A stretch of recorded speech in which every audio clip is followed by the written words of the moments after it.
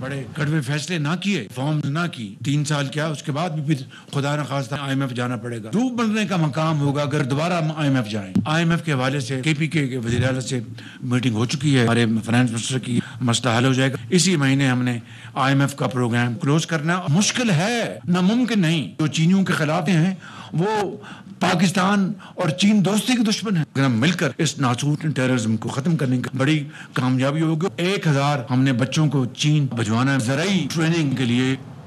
اچھا، chairman Peoples party ہیں بلاول بھٹو زرداری، وہ کہتے ہیں کہ ملک کو درپیش مسائل جو ہیں ان سے میں بھی پریشان ہوں، اور ملک میں اتنے سارے مسائل ملک کی تاریخ میں اس سے پہلے کبھی نہیں دیکھے، اور مسائل سنجیدگی سے حل نہ کیے تو عوام کے غضب کا سامنا کرنا ہوگا. یہ پشاور میں انہوں نے بات کی ہے. اور پھر یہ ہے کہ کہتے ہیں کہ بجٹ سے پہلے پیپلز پارٹی سے حکومت کو مشاورت کرنی چاہیے تھی، اور پیپلز پارٹی کے ووٹ کی وجہ سے حکومت کھڑی ہے. ایکچولی 300 یونٹ کا وعدہ تھا، اور وہ وعدہ یہ تھا کہ مجھے وزیر اعظم بنا دے اور پھر میں یہ کر دوں گا. وہ ایسے ویسے یہ شاید پہلا الیکشن نہیں ہوگا. آپ دیکھتے ہوں گے ملک بھر میں، دنیا بھر میں الیکشنز ہوتے ہیں اور منشور ہوتے ہیں. جب آپ حکومت میں آتے ہیں تو پھر آپ کو موقع ملتا ہے کہ آپ ان منشوروں پہ عمل کریں. جہاں تک میرا 300 یونٹ کا وعدہ یا کسان کارڈ کا وعدہ یا لیبر کارڈ کا وعدہ یا یوتھ سینٹرز کا وعدہ، بہت سے ہمارے منشور میں 10 نکاتی ایجنڈا تھا. تو بلاول یہ بھی کہہ رہے ہیں کہ جو انہوں نے وعدہ کیا تھا 300 یونٹ فری بجلی کا، وہ جب کا تھا جب وہ وزیر اعظم بن جاتے، یعنی انہیں وزیر اعظم بنا دیا جاتا تو وہ 300 یونٹ بجلی فری دیتے.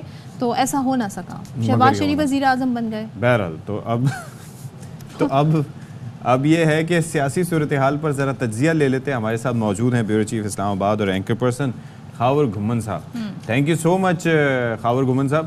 اچھا، پہلے تو میں یہ آپ سے پوچھنا چاہ رہا تھا بھائی کہ یہ جو ہمارے ساتھ ابھی وحاد سراج صاحب موجود تھے نا، تو یہ بیسکلی سیلریڈ کلاس کی نمائندگی کر رہے ہیں. اس سے پہلے کسی نے کبھی سیلریڈ کلاس کی اور خاص طور پر یہ جو پرائیویٹ ملازمین ہیں ان کی نمائندگی نہیں کی.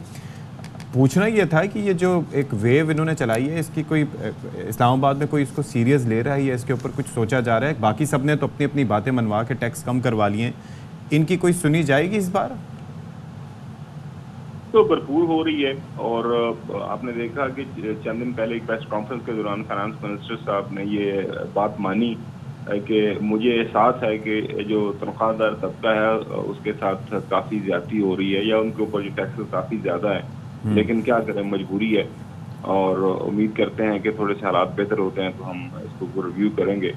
ایک بھرپور کوشش ہو رہی ہے، اور کیونکہ جس انداز سے تنخواہ دار لوگوں کے اوپر ٹیکسز بڑھائے ہیں وہ بالکل ہی انپریسیڈنٹڈ ہے. آپ کسی سے بات کریں تو وہ مطلب یقین کریں کہ ایسے لوگ جو نظریاتی طور پر PTI یا بانی PTI کے حامی نہیں تھے، مخالف ہے، اب ان سے بات کریں، ان سے بیٹھے ہیں، ان کے پاس بیٹھے تو وہ بھی پھر جو ہے موجودہ حکومت کے حوالے سے جو بات کرتے ہیں، اور خاص طور پر پاکستان مسلم لیگ نون، پیپلز پارٹی، تو ظاہر ہے ایک کافی. لیکن خبر صاحب میں ایک چیز اس میں جاننا چاہوں گا آپ کا اپنے ایکسپیرینس. ایک تو یہ ہے کہ جب میں اور صدف ہم اپنا ایکسپیرینس یہ کرتے ہیں کہ کوئی چیز لینے کے لیے نکلتے ہیں تو ہم بھی چونک جاتے ہیں کہ پہلے یہ ریٹ تھا اب یہ ہے.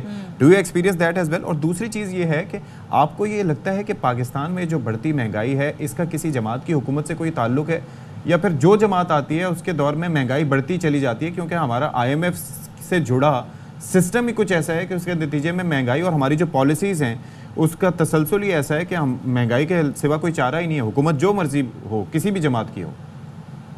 دیکھیں، یہ بڑا اچھا آپ نے سوال کیا. یہی بنیادی ہمارے ملک کی پرابلم ہے، یہی تو سب سے بڑا مسئلہ ہے. مسئلہ کیا ہے؟ مسئلہ یہ ہے کہ آپ ماضی میں مت جائیں، آپ پچھلی 2-3 حکومتوں کی طرف چلے جائیں. پاکستان مسلم لیگ نون سے بات کریں، وہ کہتے ہیں کہ جناب اعلیٰ ہم تو بڑے اچھے جا رہے تھے، 2017 میں آپ نے سازش سے نکال دیا. دیکھیں جس کی وجہ سے ساری پاکستان کی جو ہے وہ اکانومی تباہ ہو گئی. PTI والوں سے بات کریں تو وہ اپنے اعداد و شمار ہمارے سامنے رکھ دیتے ہیں کہ جس دن ہماری حکومت کا خاتمہ ہوا تھا اس دن ملک اس لیول پر ترقی کر رہا تھا، مہنگائی یہ تھی، بجلی کی یہ قیمت تھی، پیٹرول کی یہ قیمت تھی، اور سارے مسائل. اور اس کے بعد جب یہ موجودہ حکومت ہے ان سے بات کریں تو وہ یہ کہتے ہیں کہ ہمیں تو میرا ہی سب کچھ تباہ شدہ ہے. لیکن ایک فرق یہ بھی ہے نا، ایک غیر سیاسی وزیر خزانہ ہے اور انہیں ادراک بھی ہے، احساس بھی ہے، لیکن جب ان سے صحافی سوال پوچھتے ہیں شہباز رانا کہ جی آپ نے کیوں دودھ پر ٹیکس لگا دیا ہے، تو وہی کہتے ہیں جی یہ امیر لوگ ڈبے کا دودھ پیتے ہیں. تو یہ آپ اس سے اندازہ لگا سکتے ہیں کہ فرق یہاں پر کیا ہے. ایک سوال یہ بھی، بارگیننگ چپ کیا ہے ویسے ایک سیلری کلاس والے امپلائی کے پاس؟ کیا ہے، کس بنیاد پر وہ اپنی بات منوا سکتا ہے؟ باقی لوگ تو احتجاج کرتے ہیں کہ جی ہم یہ بند کر دیں گے، ہم سپلائی بند کر دیں گے. ہم جیسے لوگ کیا کہہ سکتے ہیں مزید؟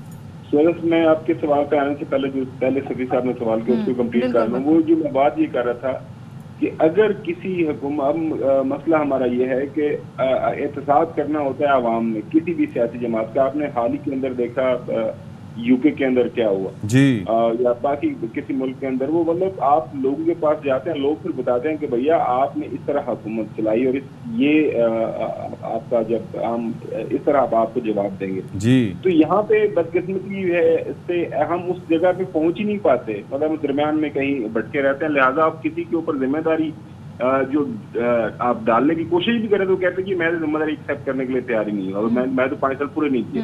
لہٰذا ایک تو ہمیں واپس اس طرف جانا پڑے گا. اب یہ جو صدر کا سوال یہ کہ سیلری کلاس کے آگے دیکھیں، سیلری کلاس پاکستان کا جس میں سب سے زیادہ جو ٹیکسز کا دباؤ برداشت سیلری کلاس ہی کر رہی ہے.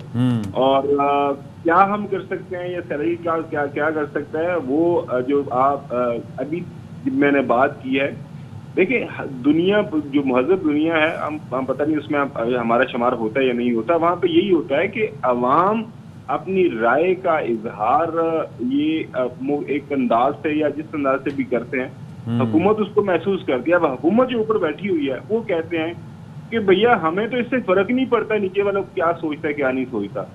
ہم جس انداز سے آئے ہیں یا جس انداز سے ہم بیٹھے ہیں، جس انداز سے ہم حکومت کر رہے ہیں، تو بس ٹھیک ہے چلتا رہے گا. نہیں تو پوری دنیا کے اندر جب اس طرح کے مسائل ہوتے ہیں، ابھی کینیا کے اندر آپ نے دیکھا لوگ باہر نکل آئے، آپ نے دیکھا ویسٹرن ورلڈ کے اندر بھی کس طرح کے ٹیکسز لگتے ہیں. پھر حال ہی کے اندر فرانس کے اندر آپ نے دیکھا وہ پینشن. لیکن آپ نے ایک شروع میں لفظ استعمال کیا تھا، وہ آپ نے کہا تھا مہذب دنیا. ایگزیکٹلی. تو دیٹ سمز اٹ اپنا. ہمارے وہ رولز آف دا گیم ہی ہم نے اس طرح کے طے کیے ہوئے ہیں کہ وہ بس کیا کریں، اس کے اوپر ہم زیادہ بات بھی نہیں کر سکتے اس انداز سے. تو جب تک آپ نے وہ احتساب لوگوں کے ہاتھ میں نہیں دینا، لوگوں کے ہاتھ میں جو ووٹ کی پرچی ہے اس کے ذریعے احتساب کسی بھی حکومت کا وہ نہیں ہوگا، تو تب تک یہی چلتا رہے گا اور ہم اسی وہ ایک وشیس سرکل کے اندر گھومتے رہیں گے.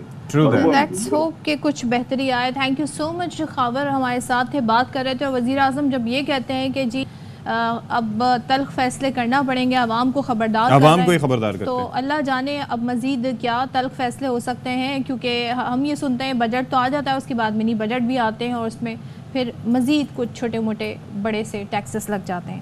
بہرحال یہ ہمارے دکھڑے تھے، یہ ہمارے دل کی آوازیں تھیں جو ہم نے بڑے سنسیئرلی آپ کے سامنے رکھی. ظاہر ہے بہت سارے لوگوں کو ریپرزینٹ بھی کرتے ہیں.